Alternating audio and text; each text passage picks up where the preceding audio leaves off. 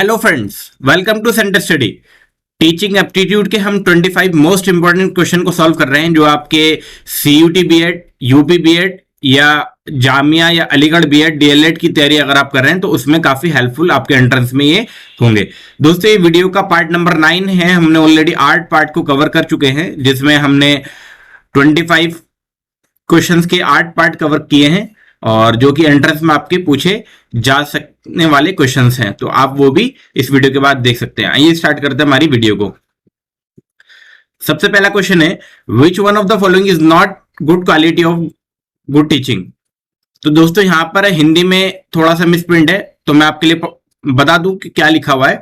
यानी कि good quality of good teaching इसमें से कौन सी नहीं है, यानी कौन सी विशिष्टता इसमें से नहीं है। तो पहला ऑप्शन है क्रिएट इमोशनल इंस्टेबिलिटी, यानी कि ये भावनात्मक अस्थिरता उत्पन्न करता है।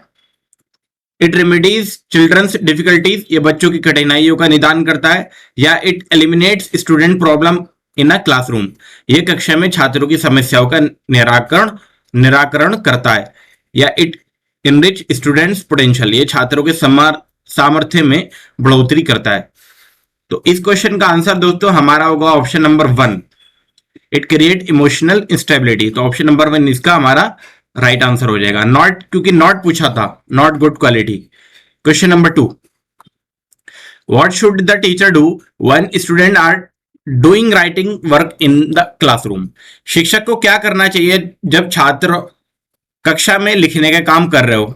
रिमेन सीटेड क्विटली, चुपचाप बैठे रहे, यानी कि जहां पर एक टीचर्स की जो डेस्क होती है वहीं पर चुपचाप बैठे रहे। या keep on moving in the classroom and guiding student, कक्षा गृह में घूमते रहें और छात्रों का मार्गदर्शन करें। या be vigilant to ensure that student do not copy, चौकन्ने रहे कि सुनिश्चित करने के लिए कि छात्र नकल ना करे। या इनमें से कोई नहीं, नन ऑफ दीज। तो दोस्तों, इसका सही ऑप्शन होगा ऑप्शन नंबर 2,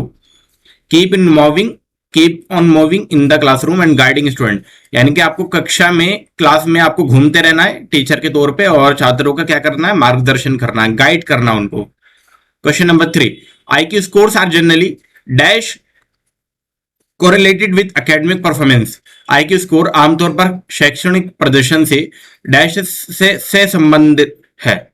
लीस्ट यानी कि कम से कम, मॉडरेटली यानी कि मध्यम, नॉट एट ऑल बिल्कुल भी नहीं, या पूरी तरह से।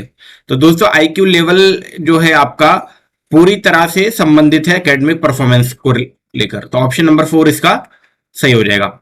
जिसका IQ ज्यादा होता है वो आमतौर पर जनरली हाई स्कोर भी लेकर आता है, ये आमतौर पर देखा गया है।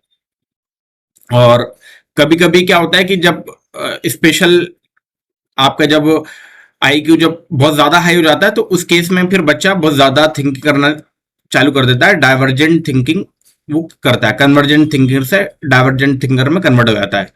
Question number 4, a teacher's paramount aim should be, अध्यापक का सर्वोपरि लक्ष्य होना चाहिए।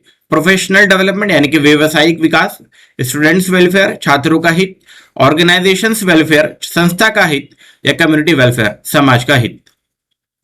तो चौथे का हमारा सही ऑप्शन होगा स्टूडेंट वेलफेयर। क्वेश्चन नंबर 4 का option number 2 is the right answer. Question number 5, which of the following statement is not appropriate for children stage. यहां पर भी आपसे नॉट पूछा गया है। निम्नलिखित में से कौन सा कथन बाल्यावस्था यानी कि चाइल्डहुड स्टेज के लिए उपयुक्त नहीं है। Learning required physical skill for games, खेलों के लिए आवश्यक शारीरिक कौशल सीखना। या अंडरस्टैंड जेंडर्स रोल, लैंगिक भूमिकाओं को समझना। या टू बिकम रेस्पॉन्सिबल, जिम्मेदार बनना। या to interact with children of their age, अपनी आयु के बच्चों के साथ बातचीत करना। अब दोस्तों, यहां पर क्योंकि नॉट पूछा गया था इसीलिए हमारा जो 5 का सही ऑप्शन होगा वो ऑप्शन नंबर 2 हो जाएगा, लैंगिक भूमिकाओं को समझना। इसके बाद चलेंगे क्वेश्चन नंबर 6 पे। The term comprehensive in continuous and comprehensive evolution means, निरंतर और व्यापक मूल्यांकन में व्यापक शब्द का अर्थ है। अब क्या अर्थ है इसका, स्कोलास्टिक डेवलपमेंट ओनली यानी कि केवल शैक्षिक विकास। या को स्कोलास्टिक डेवलपमेंट ओनली, केवल से शैक्षिक विकास। या एकेडमिक स्किल्स ओनली, केवल अकादमिक कौशल। या स्कोलास्टिक एंड को स्कोलास्टिक डेवलपमेंट, शैक्षिक और से शैक्षिक विकास। तो 6 का हमारा सही ऑप्शन होगा ऑप्शन नंबर 4, शैक्षिक और से शैक्षिक विकास। Question number 7, which of the following does not fit into scheme of educational goal of the idealist. आदर्शवादी के शैक्षणिक लक्ष्यों की योजना में निम्नलिखित में से कौन सा उपयुक्त नहीं है? केयर ऑफ बॉडी, शरीर की देखभाल, मॉरल वैल्यूज, नैतिक मूल्य, स्किल्स यानी कि कौशलताएं, यहां पर कौशलताएं में ऊपर बिंदी में होनी चाहिए थी, बिंदी होनी चाहिए थी एक्चुअली, सेल्फ एक्सप्रेशन यानी कि आत्म अभिव्यक्ति। तो क्वेश्चन नंबर 7 का हमारा सही ऑप्शन हो जाएगा option number 1, care of body, शरीर की देखभाल। क्वेश्चन नंबर, इसके बाद चलेंगे दोस्तों क्वेश्चन नंबर 8 में। और इससे पहले मैं आपको बता दूं कि इस क्वेश्चन पेपर का पीडीएफ आपको हमारे टेलीग्राम पर मिल जाएगा, जिसका लिंक आपको हमारे वीडियो के डिस्क्रिप्शन बॉक्स में मिल जाएगा और हमारे अबाउट में भी मिल जाएगा। वहां से आप हमारे टेलीग्राम पर, व्हाट्सएप पर जुड़कर इस क्वेश्चन पेपर का पीडीएफ डाउनलोड कर सकते हैं, और बाकी और पीडीएफ भी हमने टेलीग्राम पर अपलोड कर दिए हैं। Question number 8, what is your opinion about giving permission to people ask question in the class. कक्षा में प्रश्न पूछने के लिए छात्र को अनुमति देने के विषय में आपकी क्या राय है? ये इंपॉर्टेंट क्वेश्चन है आपके पेपर पॉइंट ऑफ व्यू के लिए। Complete freedom should be given to student to ask question in the class. छात्रों को कक्षा में प्रश्न पूछने की पूर्ण आजादी दी जानी चाहिए। सेकंड ऑप्शन है they should not be given permission to ask question in the classroom. उन्हें कक्षा में प्रश्न पूछने की अनुमति नहीं दी जानी चाहिए। या थर्ड ऑप्शन है they should be given freedom to ask question only when it is very much needed, so time is not wasted without reason। उन्हें केवल आवश्यकता अनुसार ही प्रश्न पूछने की आजादी दी जानी चाहिए, जिससे कि बिना कारण समय नष्ट ना हो, या इनमें से कोई नहीं। तो दोस्तों क्वेश्चन नंबर 8 का हमारे जो सही ऑप्शन होगा वो ऑप्शन नंबर 1 होगा, यानी कि हमें स्टूडेंट को पूरी फ्रीडम देनी चाहिए अपने क्वेश्चन पूछने की, तो पूरी आजादी मिलनी चाहिए उसको प्रश्न पूछने की। तो ये हमारा सही ऑप्शन हो जाएगा। Question number 9, what is teaching. शिक्षण क्या है? Art of interpersonal influence only, केवल अंतर व्यक्तित्व प्रभाव की कला, या गाइडेंस और डायरेक्शन ऑफ लर्निंग ओनली, केवल अधिगम का मार्गदर्शन या निर्देशन, या arrangement of contingencies of reinforcement only, केवल सुदृढ़ीकरण की आकस्मिकताओं की व्यवस्था, या ऑल ऑफ द अबव। सारी ऑप्शन यानी कि उपयोग सभी सही है। 9 का हमारा सही ऑप्शन, सारी ऑप्शन ठीक है, पहला भी, दूसरा भी, तीसरा भी, तो इसलिए हमारा चौथा option all of the above ठीक हो जाएगा। Question number 10, which one of the following factor is responsible for individual differences. व्यक्तिगत मतभेदों के लिए निम्नलिखित कारकों में से कौन सा जिम्मेदार है? इन्वायरमेंट ओनली, केवल वातावरण, combined influence of heredity and environment, आनुवंशिकता और वातावरण का संयुक्त प्रभाव, ग्रुप हेरिडिटी, समूह अनुवंशिकता, या ऑल ऑफ द अबव, उपरोक्त से ही। तो इसमें भी पहला भी ठीक है, दूसरा भी ठीक है और तीसरा भी ठीक है, इसलिए हमारा सही ऑप्शन होगा ऑप्शन नंबर 4, उपरोक्त सारे यानी कि तीनों ऑप्शन ऊपर के सही है। Question number 11, which one of the following is not the element of active learning. निम्नलिखित में से कौन सक्रिय अधिगम का तत्व नहीं है? यहां पर नहीं है पूछा गया, यानी कि नॉट पूछा गया आपसे। मटेरियल यानी कि सामग्री, मैनिपुलेशन यानी कि हस्त कौशल, लैंग्वेज यानी कि भाषा, या प्रैक्टिकल व्यवहारिक या प्रायोगिक। तो 11 का हमारा सही ऑप्शन होगा option number 3, language. Question number 12 में बढ़ेंगे। Teacher are advise to involve their learner in group activities because beside facilitating learning they also help in. शिक्षकों को सलाह दी जाती है कि वह अपने शिक्षार्थियों के समूह की गतिविधियों में शामिल हों, क्योंकि वे अधिगम की सुविधाओं के अलावा डैश में भी सहायता करते हैं। एंजाइटी यानी कि चिंता, सोशलाइजेशन समाजीकरण, वैल्यू कॉन्फ्लिक्ट यानी कि मूल संघर्षों, या एग्रेशन आक्रमण। तो 12 का हमारा सही ऑप्शन होगा ऑप्शन नंबर 2, समाजीकरण, socialisation. 13, which of the following is the most adequate definition of learning. निम्नलिखित में से अधिगम की सर्वाधिक उपयुक्त भाषा कौन सी है? The acquisition and organisation of knowledge, ज्ञान का अर्जन तथा आयोजन, द डेवलपमेंट ऑफ स्किल्स, कौशलों का विकास, या द सॉल्विंग ऑफ प्रॉब्लम, समस्याओं का समाधान करना, द मॉडिफिकेशन ऑफ बिहेवियर, व्यवहार में संशोधन। तो दोस्तों जो हम लर्निंग करते हैं वो इसीलिए करते हैं ताकि हमारे जो बिहेवियर में, व्यवहार में जो चेंज आए। तो इसके लिए हमारा सही ऑप्शन होगा 13 का, ऑप्शन नंबर 4, व्यवहार में संशोधन, द मॉडिफिकेशन ऑफ बिहेवियर। 13 के बाद 14 में बढ़ेंगे। What is mean by achievement motivation, उपलब्धि अभिप्रेरण से का क्या अर्थ है? विलिंगनेस टू एक्सेप्ट सक्सेस, सफलता को स्वीकार करने की स्वेच्छा, या टेंडेंसी टू एक्ट इम्पल्सिवली, आवेगी होकर कार्य करने की प्रवृत्ति, या tendency to persist at challenging task, चुनौतीपूर्ण कार्यों का पर कायम रहने की प्रवृत्ति, या टेंडेंसी टू अवॉइड फेलियर, असफलता से बचने की प्रवृत्ति। तो 14 का दोस्तों हमारा सही ऑप्शन होगा option number 3, tendency to persist at challenging task, चुनौतीपूर्ण कार्यों पर कायम रहने की प्रवृत्ति। 14 के बाद 15, और ये इंपॉर्टेंट क्वेश्चन है, आपसे पूछा भी गया है एंट्रेंस में कई बार। IGNOU was establish in which one of the following year, निम्नलिखित में से किस एक वर्ष में इग्नू की स्थापना की गई थी? 1964, 1985, 1992 या 2002?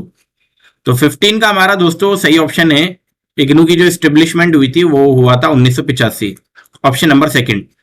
अब आपके लिए क्वेश्चन ये है कि इग्नू का फुल नेम यानी कि फुल फॉर्म क्या है?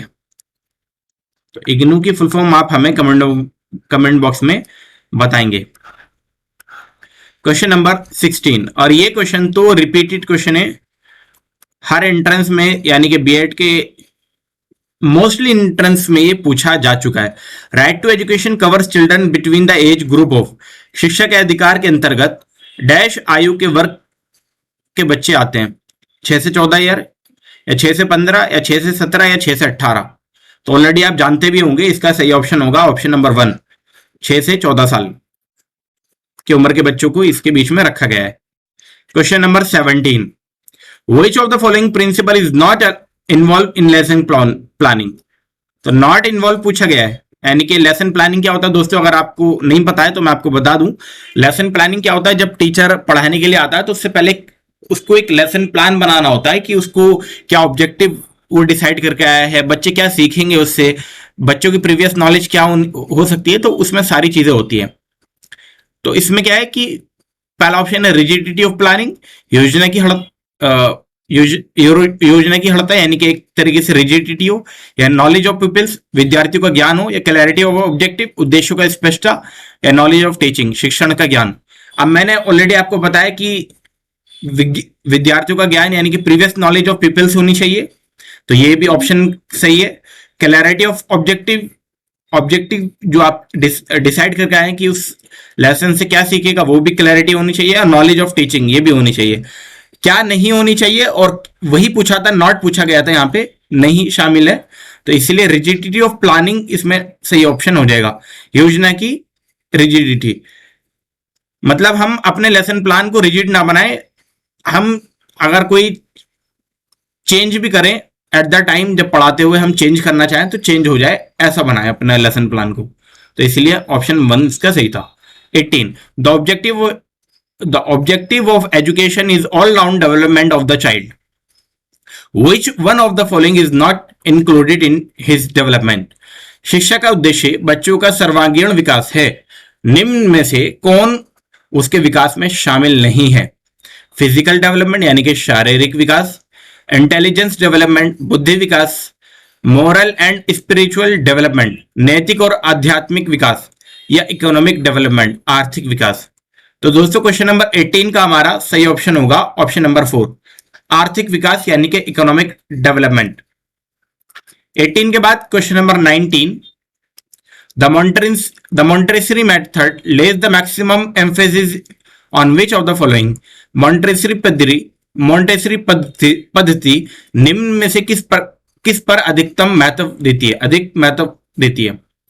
Personal development of the student, छात्र के व्यक्तिगत विकास पर, या social development of the student, छात्र के सामाजिक विकास पर, या economic development of the student, छात्र के आर्थिक विकास पर, या फिजिकल डेवलपमेंट ऑफ स्टूडेंट, छात्र के शारीरिक विकास पर? तो दोस्तों जो मॉन्टेसरी मेथड है वो पर्सनल डेवलपमेंट पर ज्यादा ध्यान देती है स्टूडेंट के, छात्र के व्यक्तिगत विकास पर। तो ऑप्शन नंबर 1 इसका सही हो जाएगा। 19 के बाद क्वेश्चन नंबर 20, और ये क्वेश्चन भी कई बार पूछा गया है। Continuous and comprehensive evaluation in school education was started by. विद्यालय शिक्षा का निरंतर तथा व्यापक मूल्यांकन डैश संस्था द्वारा शुरू किया गया था। CBSE, UGC, SCERT, IGNOU.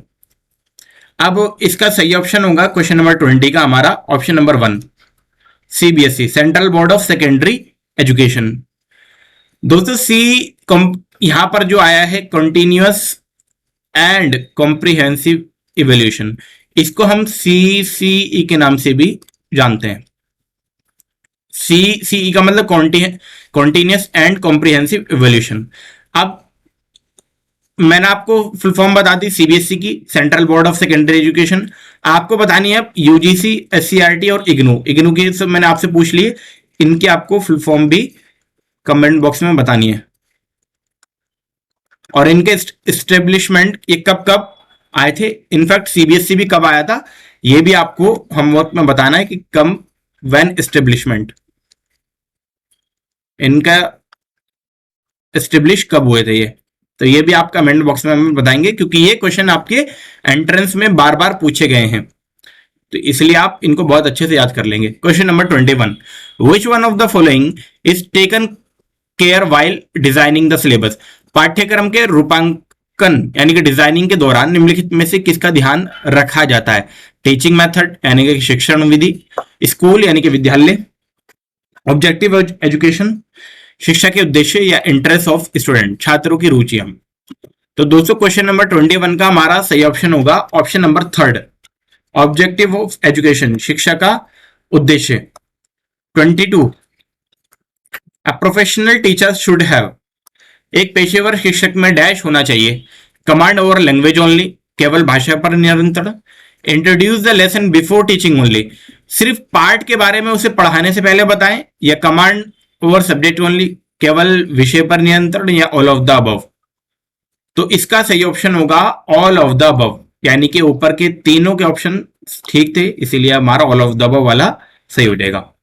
23, the right to free and compulsory education for children between the age group of 16 to 14। अब देखिए, अगर आपने अभी मैंने क्वेश्चन बोला भी था, कराया भी था कि फ्री कंपल्सरी एजुकेशन 6 से लेकर 14 साल की उम्र में, तो ये क्वेश्चन में आ भी गया।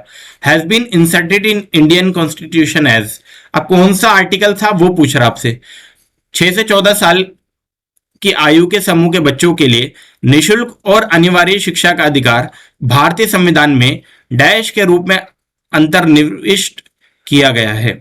Article 46, article 16, article 45A, article 21A। तो ऑलरेडी आप इसके बारे में जानते भी होंगे, अगर नहीं पता है तो इसका सही ऑप्शन है, मैं आपको बता दूं, ऑप्शन नंबर 4, आर्टिकल 21A हमें बताता है right to free and compulsory education 6 से लेकर 14 साल के बच्चों तक की। क्वेश्चन नंबर 24 दोस्तों, district institute of education and training diet were created in presence of recommendation of, जिला शिक्षण और प्रशिक्षण संस्थान डाइट को डैश की सिफारिश के अनुपालन में बनाया गया था। National policy on education 1968, national policy on education 1986, या कोठारी कमीशन 1964 से 1966, या 42nd कॉन्स्टिट्यूशनल अमेंडमेंट एक्ट 1976। तो दोस्तों इसका सही ऑप्शन होगा option number 2, national policy on education, जो 1986 को आई थी। तो सेकंड इसका राइट ऑप्शन हो जाएगा। वीडियो के लास्ट क्वेश्चन में चलते हैं और इसमें देखते हैं क्या बोला गया है। Which of the following is an internal factor affecting the attention of student? कौन सा एक आंतरिक कारक है जो छात्र के ध्यान को प्रभावित करता है। नेचर ऑफ स्टिमुलस यानी कि उद्दीपन की प्रकृति, रिपीटेशन ऑफ स्टिमुलस उद्दीपन की पुनरावृत्ति, या इंटरेस्ट ऑफ लर्नर शिक्षार्थियों की रुचि, या interest intensity and size of stimulus उद्दीपन की तीव्रता और आकार। तो 25 का हमारा सही ऑप्शन होगा option number 3, interest of learner शिक्षार्थियों की रुचि। इसके बाद क्वेश्चन नंबर दोस्तों स्पेशल क्वेश्चन आपके लिए, जो कि हम हर वीडियो के लास्ट में देते हैं, और इसका आंसर आप हमें कमेंट बॉक्स में बताएंगे। क्वेश्चन आपके लिए है, Which of the following does not reflect a major characteristic of teaching aptitude? निम्न में से क्या शिक्षण अभिक्षमता की प्रमुख विशेषता को प्रदर्शित नहीं करता है? स्कॉलरशिप यानी कि छात्रवृत्ति, इंटीग्रिटी यानी कि अखंडता, फिजिक यानी कि शारीरिक गठन, या इफेक्टिव कम्युनिकेशन प्रभावी संचार। तो इसका आंसर जानने के लिए आप हमारी सेंट स्टडी टीम की इंस्टाग्राम स्टोरी को देख सकते हैं और आप हमसे सेंट स्टडी टीम इंस्टाग्राम पर जुड़ सकते हैं, ये हमारा ऑफिशियल चैनल है। और टेलीग्राम और व्हाट्सएप पर जुड़कर आपको इस क्वेश्चन पेपर का पीडीएफ मिल जाएगा। और पुराने पीडीएफ पाने के लिए आप हमारे टेलीग्राम पर जुड़कर वहां से डाउनलोड कर सकते हैं।